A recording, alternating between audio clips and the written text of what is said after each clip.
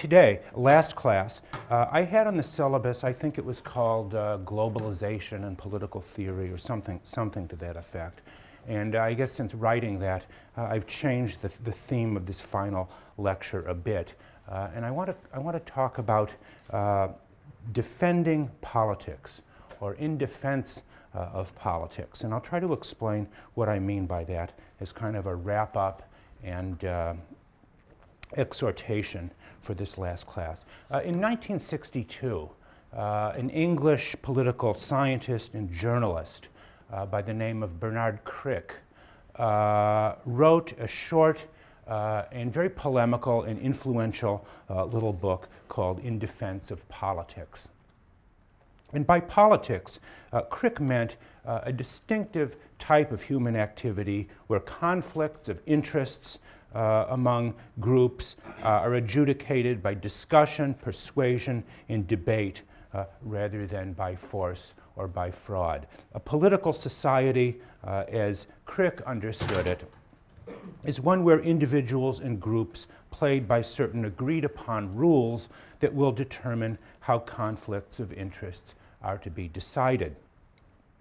And Crick called this little book, very lively and still definitely worth reading, he called his book In Defense of Politics because he regarded the proper understanding of politics as being distorted by certain currents of thought and practice in his own day, among which were, for example, the highly ideological style of politics found, for example, in the Soviet Union, and its client state, the kinds of nationalist politics emerging in the developing world, and even in some aspects of the conservative politics of contemporary Britain of his time, where that meant a kind of unreflective deference to customs and tradition. I think today it's important to try to reprise Crick's plea for a defense of politics, although in a slightly different way. Politics, again, as Crick understood it, is something that takes place within a certain territorially defined unit called a state. This may seem almost too obvious to bear repeating. For centuries, what is called the res publica has been regarded as the proper locus of the citizens' loyalty. And it was thought to be the task of political philosophy or political science in its original sense to teach or to give reasons for the love of one's own country. Classical political philosophy regarded patriotism as an ennobling sentiment. Consider just a few of the following passages that I had asked Justin to put on the board, from Cicero, from Burke, from Machiavelli, from Rousseau, and from Lincoln, writers from the ancient and the modern world from many different countries and times, all make important expressions, some more extreme than others, like Machiavelli's. What else would one expect from an extremist like Machiavelli's? To simpler and more dignified statements like that of Burke or Lincoln. But anyway, all expressing the view that politics has something to do with providing reasons for the love of country. Today, however, the idea of patriotism, at least among philosophers, seems to have fallen upon hard times.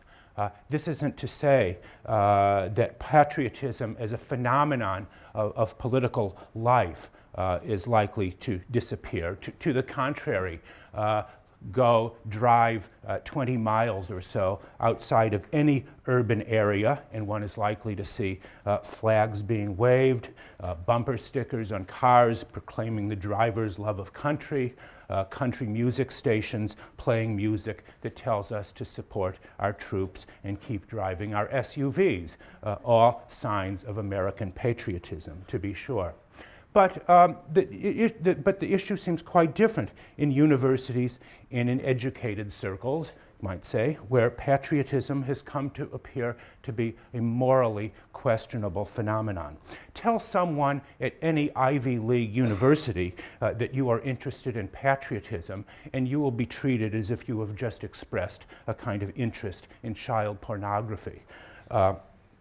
Raise the issue, and one is likely to hear very quickly repeated Samuel Johnson's famous barb that patriotism is the last refuge of a scoundrel. Or you might even hear, if the person's read a little bit more, E.M. Forster's famous statement that if he had to choose whether to betray his friend or his country, that he, Forster, wished he had the courage to betray his country. Forster, the famous English novelist, authors of Howard's End and other important books, Forster presents the choice between friendship over country, of private over public goods, as a kind of tragic and even noble decision that one has to make. But Forster, in some respect, has given us, I would suggest, a false dilemma. Loyalty is a moral habit, just as betrayal is a moral vice. People who practice one are less likely to indulge in the other. Consider the following example. A few years after Forster made his statement at Cambridge, I believe, 3 young Cambridge undergraduates in the 1930s by the names of Kim Philby, Donald McLean, and Guy Burgess. I don't know if those are names that are familiar to people here any longer, but they were very, very famous names at one point. They chose to betray their own country. That is to say, they acted for many years as Soviet agents, and for years passed on vital secrets, English secrets, to Moscow as they all ascended up the ladder of British intelligence services until they were finally exposed in the 1950s. And it was not long after they were exposed and they had all fled to Moscow that they began to betray one another. Loyalty, it seems, like betrayal, is not a bus that one can simply get off at will. Rather, people who betray others in one area of life are likely to do so as well in others. So Forster has given us a false choice between choosing friendship over country or country over friendship. And as in most matters, I think it probably makes greater sense to examine the problem through the lenses of Aristotle, who tells us everything we need to know about most questions. In the Nicomachean Ethic, Aristotle taught us that all virtues, that is to say, all excellences of mind and heart, are best understood as a mean along a continuum of excess and deficiency. It is a matter of finding a balance, the proper balance between extremes. So it might be useful to regard patriotism in this light. If patriotism is a virtue, and I ask the question, if it is, it would be important to see it as a midpoint between two contending extremes, two contending vices. What are these vices, you might say, that obscure from us the meaning of the proper meaning of the political today? On one side, you could say, the excess of patriotism is a kind of nationalistic zeal that holds absolute attachment to one's country and one's way of life as unconditionally good.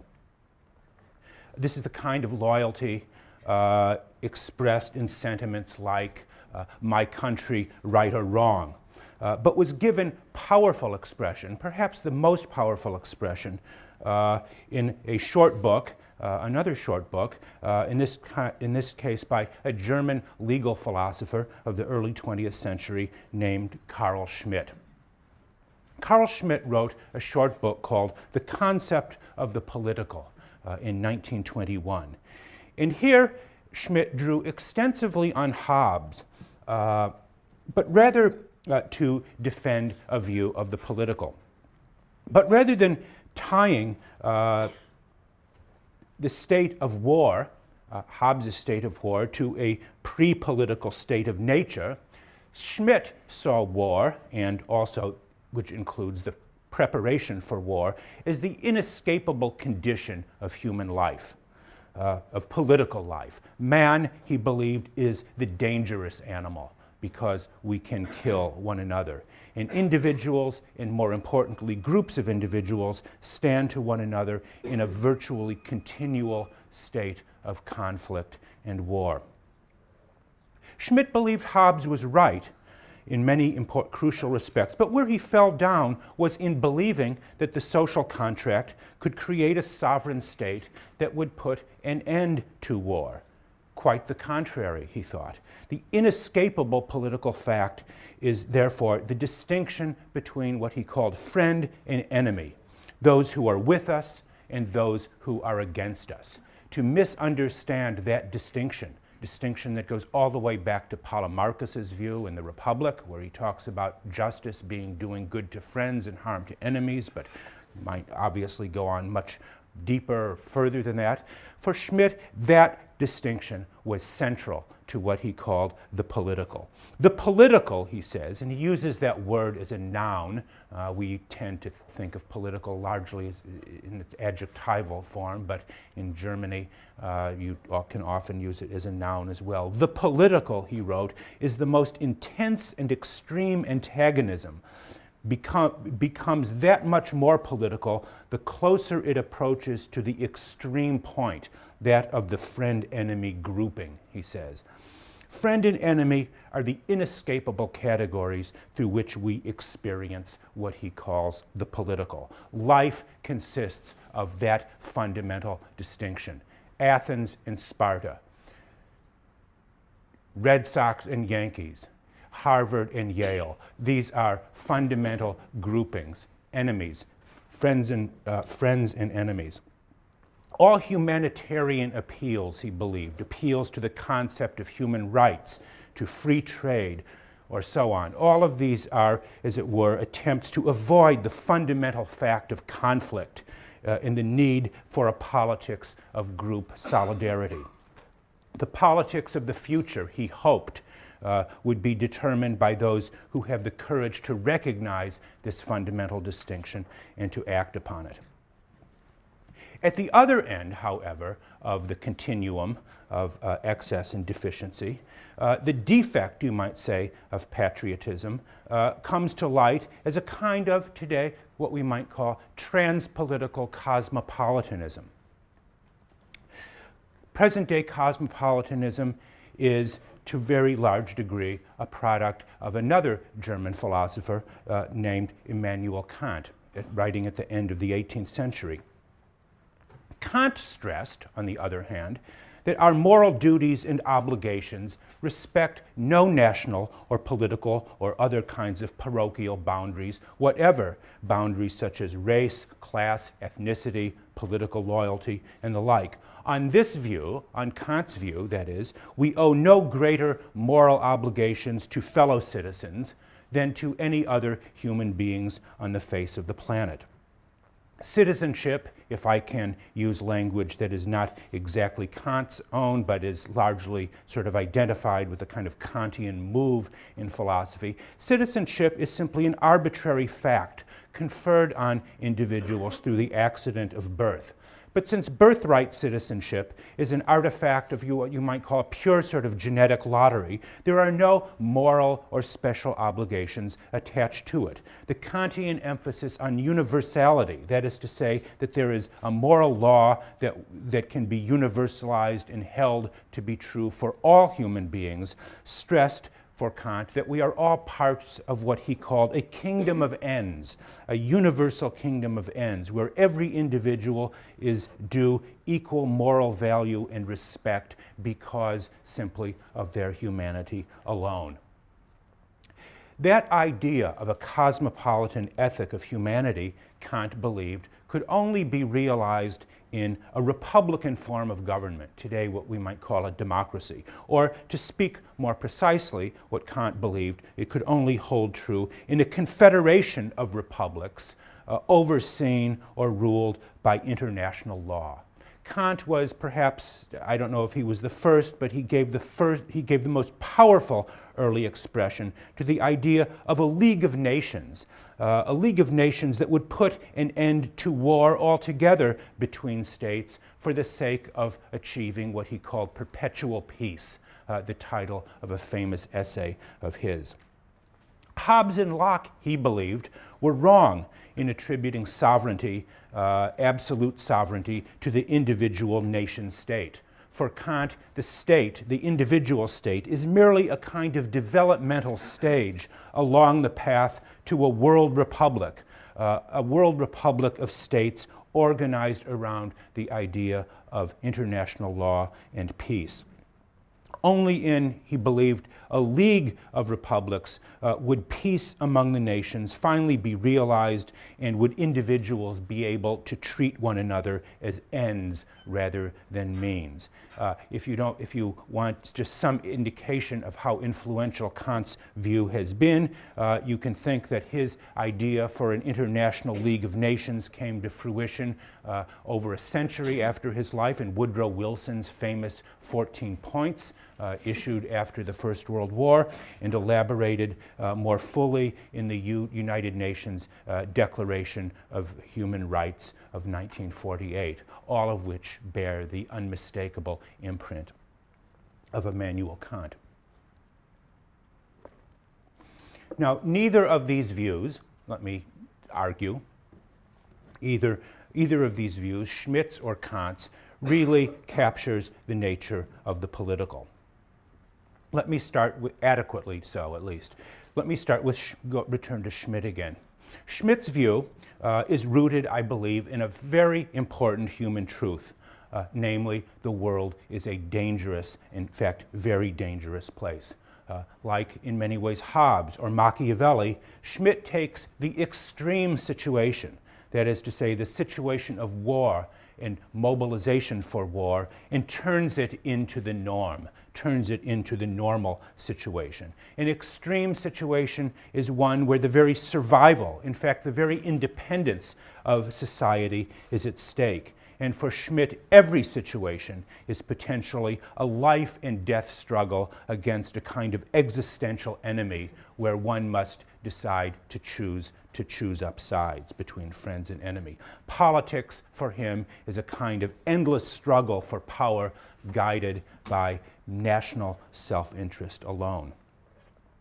And yet it would seem to me a politics of unremitting war and preparation for war would have to be self-defeating even in Schmitt's own terms. For example, why should the struggle between friend and enemy be exclusively what we might call an interstate rivalry? Wouldn't competition between individuals and groups just as easily become a feature of domestic politics as well? Why is war something that takes place exclusively between states rather than within them? Is the logic of bitter rivalry and competition and friend and enemy cuts all the way down, so to speak.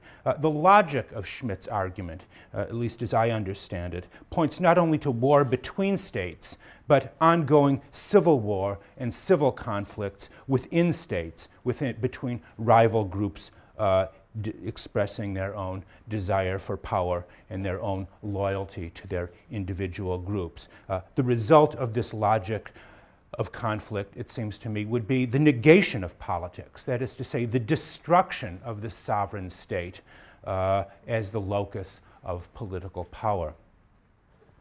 Why should, again, the choice of friend and enemy be a choice between states rather than individuals?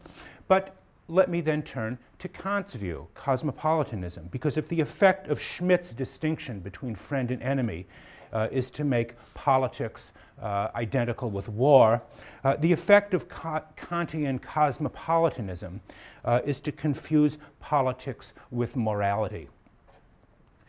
Kant and his present-day followers wish to transcend the sovereign state and replace it with known international rules of justice. If Schmidt believed that man is the dangerous animal, Kant believes man is simply the rule-following animal. But Kant's desire, it seems to me, to transcend the state with a kind of international forum is both naive and anti-political. If Hobbes was right when he said that covenants without the sword are but words, the question is who will enforce these international norms of justice? Kant's conception of a kind of global justice is to wish a world without states, a world without boundaries, a world, in short, without politics. International bodies like the United Nations have been notoriously ineffective in curbing or restraining the aggressive behavior of states, and international courts of justice like that in The Hague have been highly selective in what they choose to condemn. It would seem that reliance on such bodies would have the further disadvantage of uprooting people from their traditions, from their local arrangements that most people find as a source of reverence or awe. There seems to be little room for reverence in the sacred in the cosmopolitan ideal. The logic of this view, the logic of Kant's view for perpetual peace, necessarily leads to a world state, world government. Even Kant admitted that a world state would be what he called a soulless despotism. He was opposed to the idea of a world state, but the logic of his argument leads him inescapably in that view, in that vein. The idea underlying perpetual peace is that human life as such, human life independent, that is, of the kind of life one leads, is an absolute good. Such an idea, I think, can only lead in the long run to moral decay. That is to say, to a kind of inability or unwillingness to dedicate one's life to ideals, to the relatively few things that give life wholeness and meaning. The cosmopolitan state would be, the world state would be the home of what Nietzsche called the last man, a world where nothing really matters, where there is nothing really of importance left to do, a world of entertainments, a world of fun, a world void of moral seriousness. So these two extremes, nationalism and cosmopolitanism, are today the two doctrines or tendencies that tend to obscure the true nature of the political. Each of these extremes contains, at best, a part of the truth, a partial truth. The nationalist is surely correct in some respect to see that politics is always a matter of the particular states, particular nations, particular peoples and traditions. For the nationalist, the particular stands for something infinitely higher and more noble than the cosmopolitan or the universal. We enter the world as members of a particular family, in a particular neighborhood, in a particular state, in a particular part of the country, and so on. We are a composite of particularities. And these attachments, these particularities, are not something extraneous or accidental to our identities. They are what make us who we are. The demand that we give up our particular identities and assume a kind of cosmopolitan point of view would be the same thing to ask us, at least to those who are native English speakers, to give up speaking English and adopt Esperanto, the artificial false language. I would ask, who is the Shakespeare or Milton of Esperanto? In other words, everything great derives from something rooted and particular. This is the morality of what you might call common ties. But there is also some truth on the cosmopolitan side. On the other hand, are we simply determined or condemned by the accident of birth to live by the traditions of the particular nation in which we happen to have been born? Doesn't this deny what seems to be highest in us, that is to say, our capacity for choice, to detach ourselves from our surroundings, to determine for ourselves how we will live and who we will be?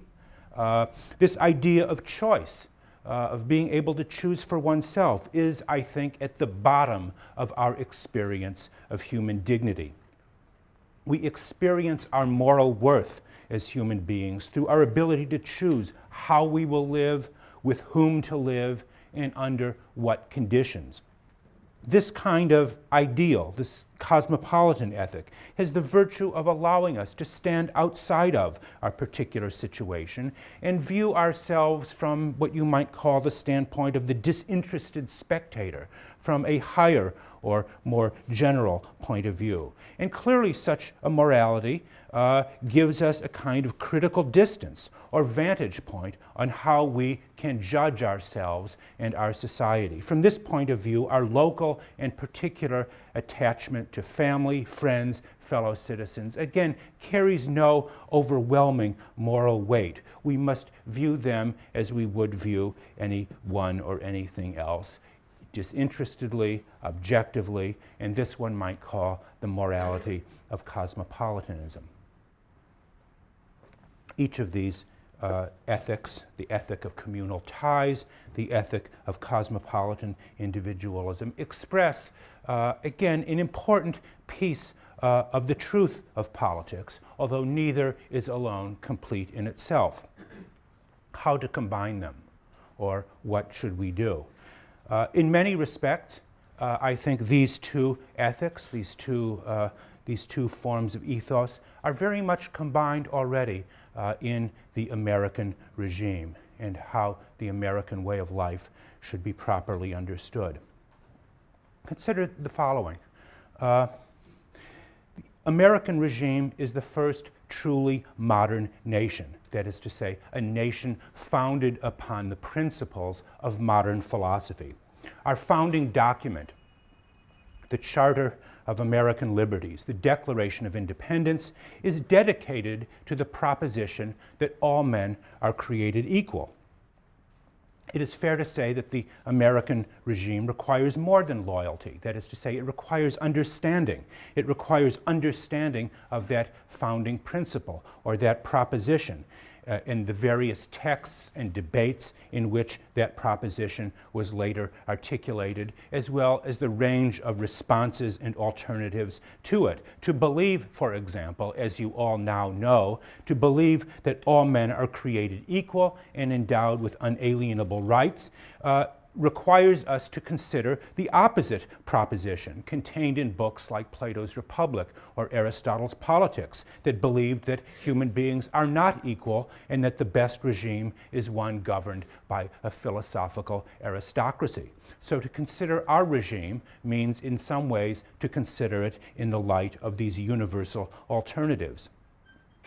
But ours is also a regime that contains elements of both the universal and the particular. Again, the American regime is one founded on what Jefferson called a self-evident truth, the truth that there are certain unalienable rights, that these principles are not simply true for Americans, but believed to be good for all human beings, always and everywhere. Consider Tom Paine in The Rights of Man, where Paine writes, "The independence of America was accompanied by a revolution in the principles and practice of government. Government founded on a moral theory," he says, "on the indefeasible hereditary rights of man that is now revolving from west to east." In other words, far from suggesting a traditional form of communal morality, American politics, as Paine suggests there, requires a commitment to the highest, most universal moral principles. That seems to be the cosmopolitan dimension upon which the very nature of the American regime rests. But the question does not end there. The principles of Jefferson and Paine, once again, did not arise sui generis. Anyone knows Jefferson's principles about equality and rights have their profound source in the philosophy of John Locke, and particularly in his second treatise of government. Recall that Locke occupies a central moment in the development of the modern state, and his new idea of a kind of industrious and rational citizen. Locke's philosophy emerged not only in conversation with the other great founders of modernity like Machiavelli and Hobbes, but in some important sense it emerged in opposition to the tradition of the classical republic, whose greatest representatives were Plato, Aristotle, Cicero, and Polybius. It would seem then, in other words, to be an American citizen in the fullest sense of the term requires an immersion in the philosophical tradition, because only in America, of all the countries in the world, I believe, does the philosophical tradition remain most deeply and truly alive. And yet at the same time, the American regime requires an understanding and appreciation not only for a set of abstract philosophical ideas and debates, but for a constitution, its history, and a distinctive way of life. A regime is obviously more than a catalog of philosophical doctrines and abstract propositions, but is embedded within a particular set of moral, legal, political, constitutional practices that give it color and distinguish it from all others. A proper understanding of the particular regime requires today, or it requires at any time, an immersion in history. Not only philosophy, but in history. And I mean by history not social history, economic history, or even cultural history, but history in the proper sense of the term, that is, political history. Political history presupposes the centrality of politics, of how the Constitution and of any society and its most fundamental laws shape the character and choices of its citizen body. Political history concerns the struggle of individuals and groups for power. It concerns the political uses of power, or maybe to speak a little more clearly, of the two great ends to which power can be put, namely freedom and empire. Political philosophy is related to political history.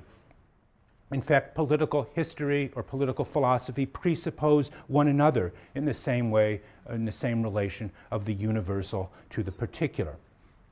While the political philosopher studies the principles, the underlying principles of the regime, the political historian examines the way those principles have been applied in practice. While the philosopher is concerned with the best regime, the regime that is best according to unchanging principles, the historian is concerned with what is best for a particular people at a particular time and place, Athenians, Frenchmen, Americans, and so on. And this is what the greatest political historians, Thucydides, Theodore Mommsen, Lord Macaulay, Henry Adams, this is what they have done. They have examined how different regimes both express but also depart from fundamental principles. When Adams, for example, examines in painstaking detail the acquisition of the Louisiana Territory under the Jefferson administration, he does so always against the backdrop of Jeffersonian ideals about America, about democracy and limited government.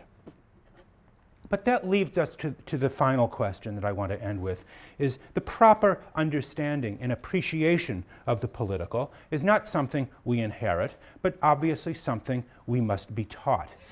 Like anything that must be taught, it requires teachers. But where are such teachers to be found, at least today?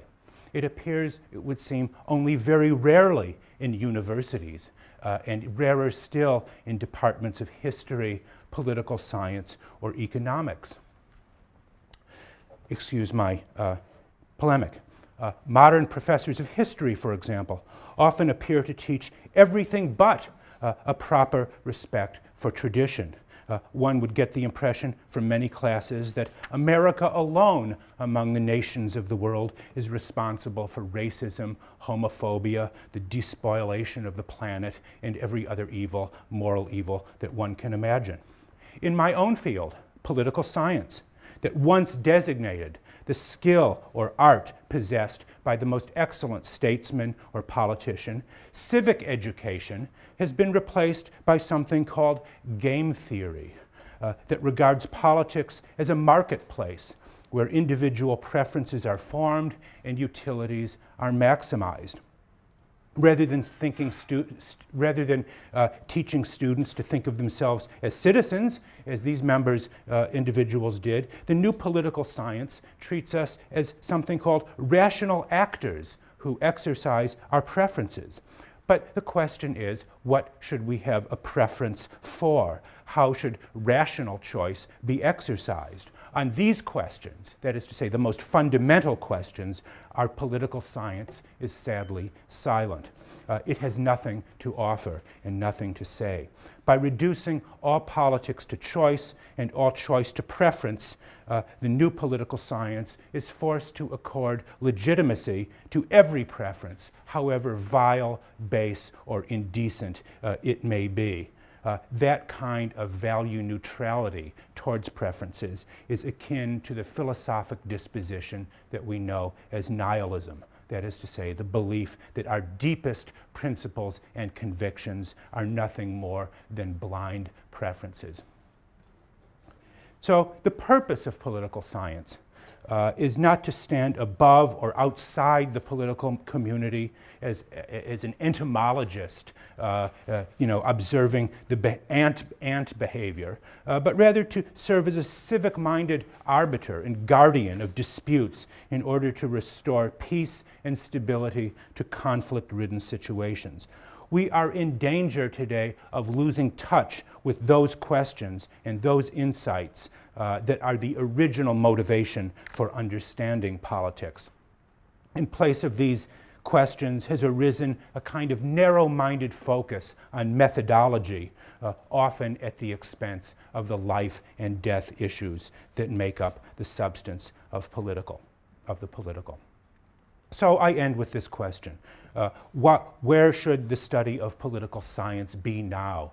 You have sat through 13 weeks of an introductory course. Where do you go from here? To ask a question posed brilliantly by Karl Marx, he asked, who will educate the educators? The best question he ever asked. How can we begin a comprehensive re-education of today's political science? The only answer, and the best answer I can give you today, is simply to read old books. These are our best teachers in a world where real teachers are in short supply. In addition to what you have read here, I would include front and center in your future reading books like Plato's Laws, Machiavelli's Discourses on Livy, and Montesquieu's incomparable Spirit of the Laws, and of course, the Federalist Papers. To read these books in the spirit in which they were written is to acquire an education in political responsibility.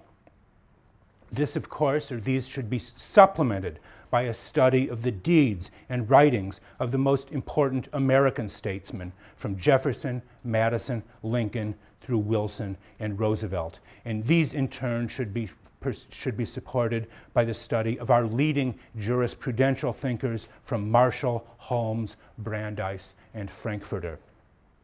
And finally, this should be completed by an examination of the most important statesmen and leaders from world history, from around the world, from Pericles to Churchill. Once you have completed those readings, once you have done that, and I would say only when you have done that, can you say that you are living up to the highest offices of a Yale student, aptly summarized on the memorial gate outside of Branford College, which says, "For God, for country, and for Yale."